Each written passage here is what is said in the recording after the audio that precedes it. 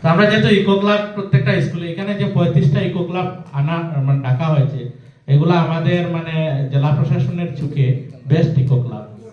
তো এই লিস্ট যে বেরিয়েছে, অনেকে প্রশ্ন করেছেন আমাদের স্কুলের নাম আসেনি, আমরা আগে ট্রেনিং এ ডাকা হয়নি, বহুত কিছু আছে। তো মনে রাখবেন সেগুলা সেরা ইকো ক্লাব, এবং সেরা ইকো ক্লাবে যেহেতু সলিড ওয়েস্ট ম্যানেজমেন্টের উপর ট্রেনিং হচ্ছে, অ্যাটলিস্ট ডাস্টবিন স্কুলে থাকতে হবে।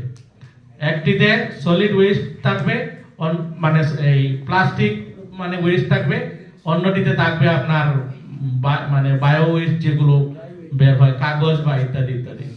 তো যখন স্কুলে বাইরে থেকে অফিসাররা আসেন, আপনারা জানেন অনেক স্কুল বাইরে থেকেও মানে অফিসাররা এসে ভিজিট করেছেন। গত বছর এসেছিলেন ডক্টর চন্দ্র বড়ুয়া।